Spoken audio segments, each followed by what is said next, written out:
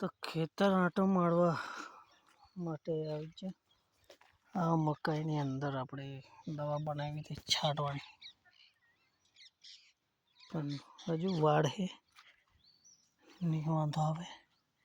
અને પેલી બાજુ છે મગ, બે પટ્ટી આગળ અહીંયા જો અહીંયાથી મગ બે પટ્ટી ઠેઠ ઉગેલી છે ભાજી, નાની ભાજી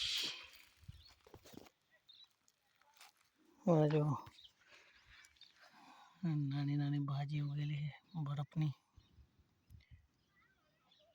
જેને જોઈએ તે કહેજો ખાવા સારું. ઉગે તારે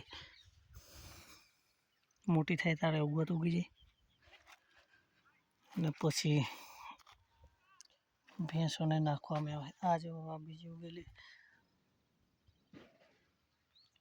બરફની ભાજી. ખાઓ સ્વસ્થ રહો. ઓર્ગેનિક જ કરવાનું છે આ વખતે બધું. મકાઈ બી બીજું કોઈ દવા કે ખાતર નાખવાનું નહીં. કોઈ રાસાયણિક ખાતર નહીં, યુરિયા બુરિયા કંઈ નહીં. અને મગ મેં બી એ જ રીતે ઘેર ખાવા સારું એ જ કરાય. કપાસ મેં કશું મજા નહીં આવતી બરોબર. તો અને આ ભાજી બી ઉગે એટલે એ બી સારી. પેલી બાજુ બાઠું છે,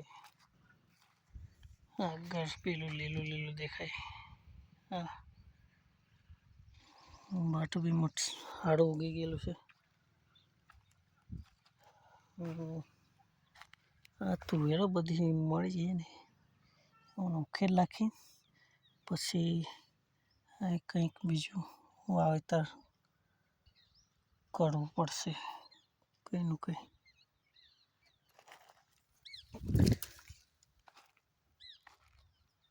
તો આજ માટે ખેતરનું આજ આટલું. બાકી બીજું કામગીરી ઘણી છે.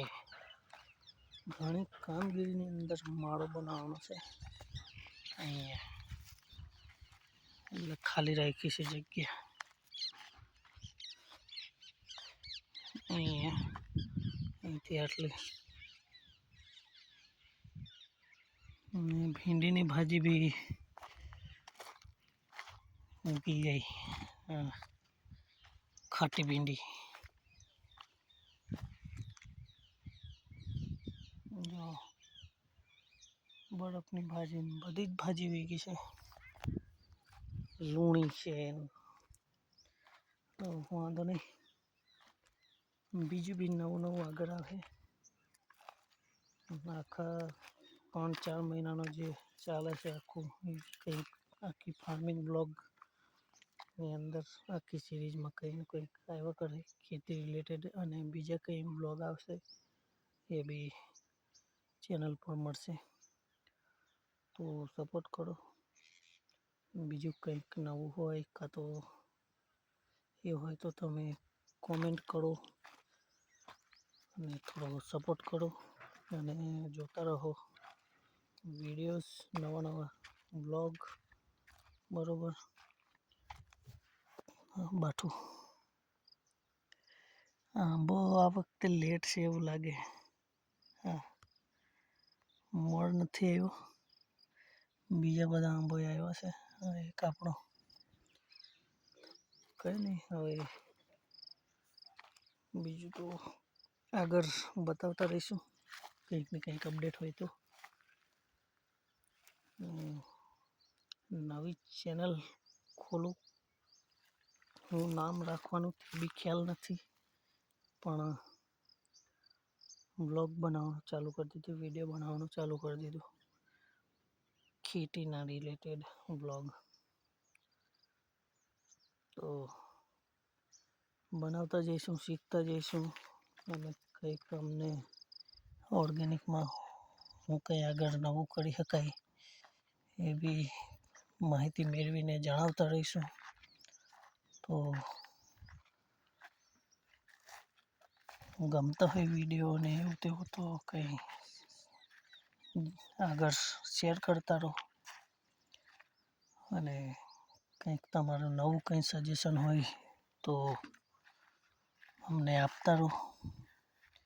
કોઈ ઓર્ગેનિક ખેતી કરતા હોય એવા ભાઈઓ ખેડૂતો જોતા હોય તો એ બી કંઈક આમાં હું નવું કરી શકાય બીજું એ પણ કોમેન્ટના જરીએ અમને પહોંચી શકો છો અને જણાવો, એટલે કોમેન્ટો વાંચીને કંઈક સુધાર લાવી શકીએ.